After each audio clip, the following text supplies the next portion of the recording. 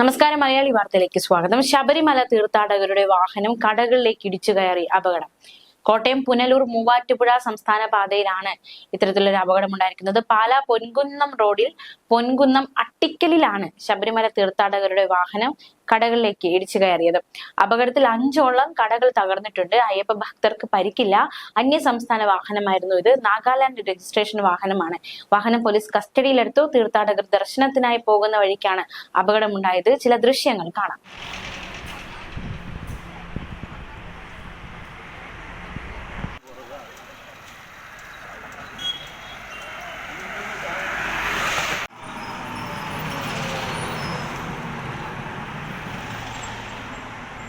അതേസമയം ശബരിമലയുമായി ബന്ധപ്പെട്ട മറ്റു വാർത്തകൾ കൂടി നോക്കാം. മകരവിളക്കിനോടനുബന്ധിച്ചുള്ള സുരക്ഷാ മുന്നൊരുക്കങ്ങളുടെ ഭാഗമായി നിയന്ത്രണങ്ങൾ ഏർപ്പെടുത്തിയിരിക്കുകയാണ്.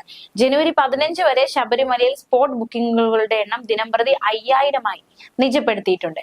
തിരക്ക് നിയന്ത്രണ വിധേയമാക്കുന്നതിന് നടപടികൾ സ്വീകരിക്കുന്നതിനുള്ള ഹൈക്കോടതിയുടെ ഉത്തരവിന്റെ അടിസ്ഥാനത്തിലാണ് പുതിയ നിയമങ്ങൾ അല്ലെങ്കിൽ പുതിയ ക്രമീകരണങ്ങൾ വരുത്തിയിരിക്കുന്നത്.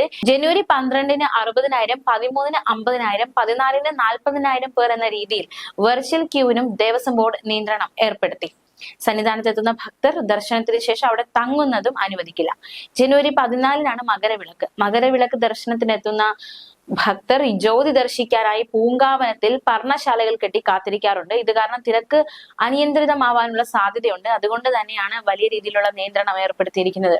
സ്പോട്ട് ബുക്കിംഗിലെ നിയന്ത്രണത്തോടൊപ്പം നിലയ്ക്കലിൽ പരിശോധന നടത്തും. അതിനുശേഷമാകും പമ്പയിലേക്ക് കടത്തിവിടുന്നത്. എന്തായാലും സന്നിധാനത്തെ തിരക്ക് നിയന്ത്രണ വിധേയമായി തുടരുന്നതിന് നടപടികൾ സ്വീകരിക്കുന്നതിനൊപ്പം സുരക്ഷിതമായ ജ്യോതി ദർശനത്തിനായി വിവിധ ഇടങ്ങളിൽ സൗകര്യങ്ങളും ഏർപ്പെടുത്തിയിട്ടുണ്ട്. ന്യൂസ് ഡെസ്ക്, മലയാളി വാർത്ത.